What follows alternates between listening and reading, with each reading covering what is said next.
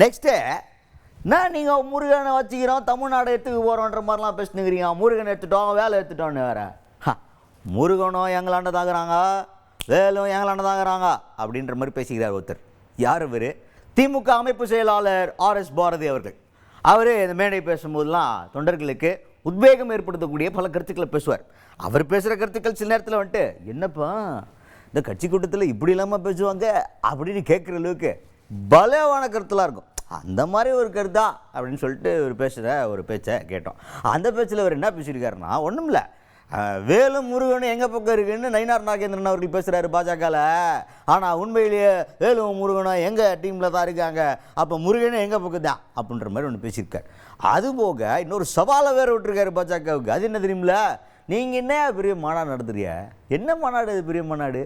முருகன் யார் பக்கம் இருக்காருன்றதை காட்டுறதுக்கு நாங்கள் ஒன்று நடத்தவா?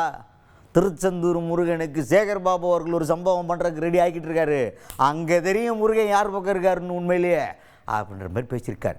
இப்போ என்னென்னா ரெண்டுமே க்ரௌடு சேரக்கூடிய ஒரு ஈவெண்ட். ஒன்று முருகர் மாநாடு, அது முடிஞ்சு போச்சு. இப்போ அடுத்தது திருச்செந்தூர். பக்தி முத்தி போச்சுன்னா நம்ம ஆளுங்க எப்படி பெர்ஃபார்ம் பண்ணுவாங்க நமக்கே தெரியும். அதனால் இதை கவர்மெண்ட்டு கரெக்டாக ஹேண்டில் பண்ணணும் அப்படின்னு எதிர்பார்த்துக்கிட்டு இருக்கோம். இப்போ இது தொடர்பாக RS பாரதி அவர்கள் என்ன பேசியிருக்காரு அப்படின்றத கேளுங்க. எம்ஜிஆருக்கு பிறகு தாய்மார்கள் முழுமையாக ஏற்றுக்கொண்டிருக்கிற ஒரு தலைவர் யார் என்று சொன்னால் தளபதி மு.க. ஸ்டாலின் தான் சொல்றாங்க. நான் சொல்றது இல்லை, எல்லா பத்திரிகையும் சொல்லுகிறது. அதனுடைய விளைவுதான் இன்றைக்கு அதிமுக காரன் பாஜக காரில் போய் விடுறான். பாஜக நமக்கு செவலில் விடுது. எல்லாத்தையும் கட்டி பார்த்தானுங்க, ஒன்றும் நடக்கலை. கடைசியாக இப்போ முருகனை பிடிச்சிட்டு வந்துட்டான். நான் கூட ஒரு கூட்டத்தில் நேற்றைய முந்தின பேசுகிற போது சொன்னேன், ஞாயிற்றுக்கிழமை கூட்டம் நடந்தது. முருகர் கூட்டம் பெருசாக இருக்க, பெரிய கூட்டம். வேலும் அந்த பிஜேபி தலைவர் நயினார் நாகேந்திரன் சொன்னார், வேலும் முருகனையும் வைத்து 26 தேர்தலில் நாங்கள் ஆட்சியை பிடிப்போம்னா. நான் ஒரே வரியில் போய் சொன்னேன், வேலும் முருகனை எங்கிட்ட மந்திரியாகவே இருக்காங்க.